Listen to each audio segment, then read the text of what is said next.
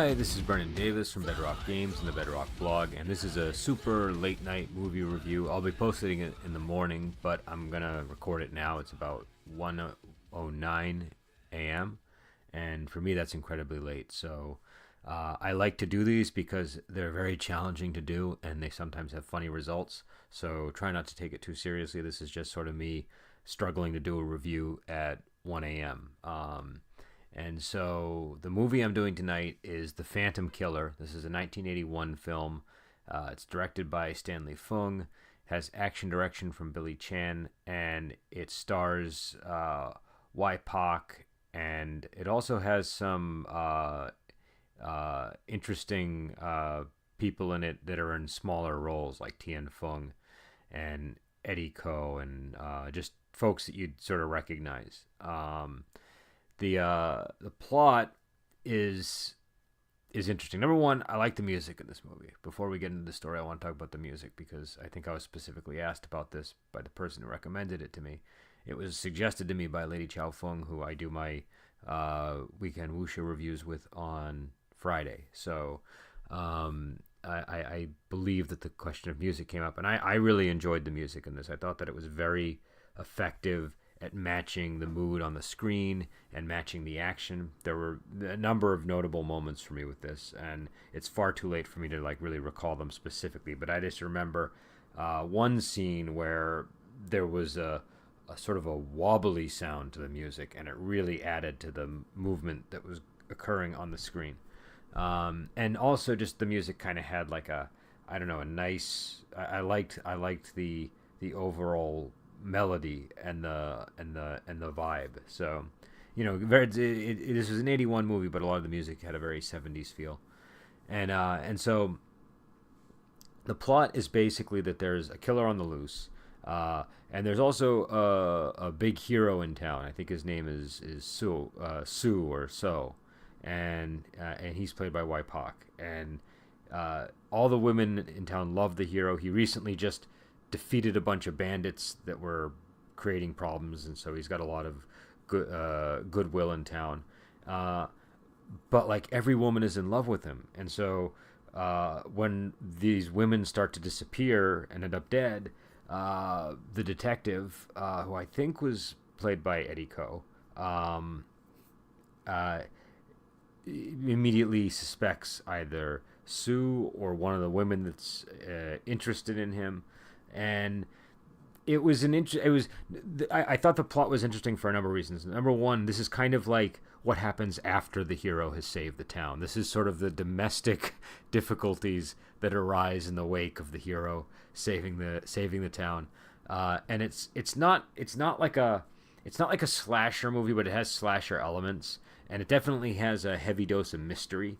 And I have to say, when you watch a movie like this, the first thing you want to do is sort of guess who the killer is, and all you know about the killer is the killer wears a conical hat with little slits cut into it. So whenever he appears, he or she, all you see is the hat over the face with the eyes looking through the two slits, and he has these skeletal hands and some kind of skull mask or skull face. You learn more about what that actually is later in the movie, but that's all we know about the killer, is that he sort of appears like this and he attacks and kills the women, and so when you watch a movie like this, you want to guess who it is, and so my initial guess, and I won't say who it was because I don't want to spoil the movie, since I think that'll be a lot of the purpose of watching it for people, was off by a hair. I didn't get it right,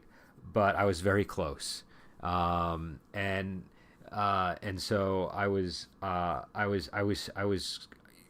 mean, I don't know. I think that I think that it was an effective mystery, because even though I sort of honed in on in the right ballpark, most of the characters in this, you really had reason to suspect a lot of them.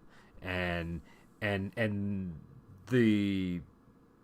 again, I'm not going to spoil anything, but if you want absolutely no surprises, I wouldn't go past this point in the review. When you do find out, exactly what's going on. It's more involved than it at first seems. And again, I really don't want to spoil too much because I think that that's much of the fun here. So it's kind of hard to talk about the specific details.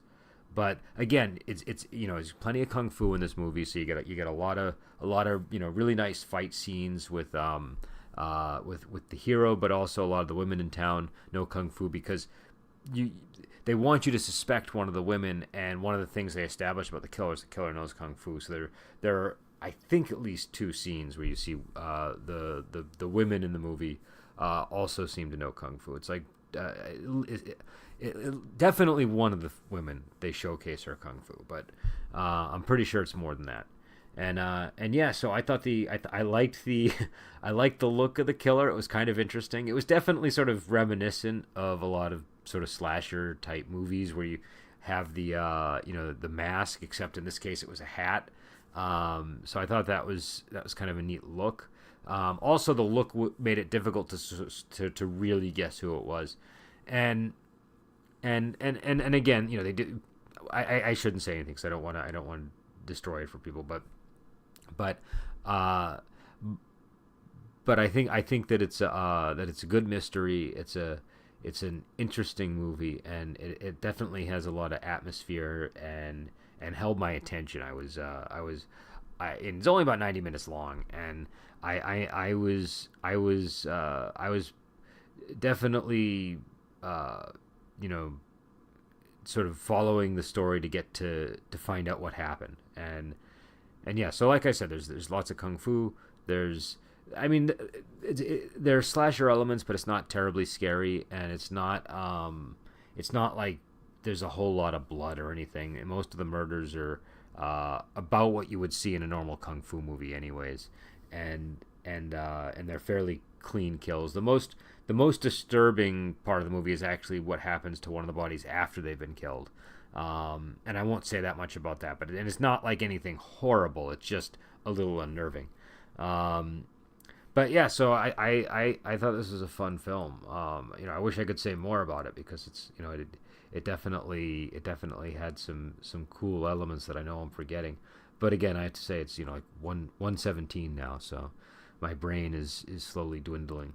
But the name of the movie is The Phantom Killer. This is a 1981 film, and I quite enjoyed it, and I liked some of the surprises, and I don't know. I guess the closest movie I can think of to it is sort of something like Human Lanterns, but that's a lot more graphic than this one. So it's kind of like a cross between Human Lanterns and what would the movie be?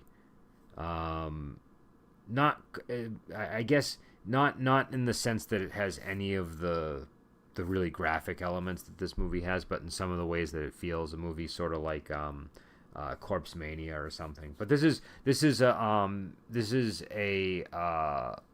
Raymond Chow movie, so it's got like the Golden Harvest type sort of. It's a little more grainy than something like Corpse Mania, but yeah, I enjoyed it, and I think that if you like kung fu and if you like horror movies, it's kind of got both. So, though I would say this is more of a mystery. I think it's mystery meets kung fu with a dash of horror. There's definitely a little bit of a horror element, but it's not. I didn't find the movie that scary. I found it sort of fun and interesting. And I found it a little creepy at times, but that was, it wasn't like watching something seriously scary. So I think most people can manage it.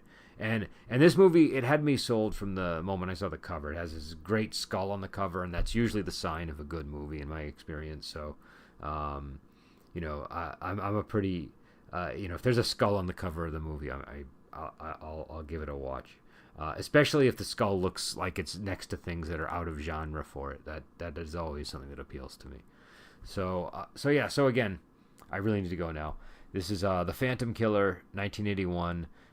It's a Stanley Fung film, and I had an easy time getting it. I ordered it on Amazon, and I got the Fortune Star Legends, I think is the name of the series.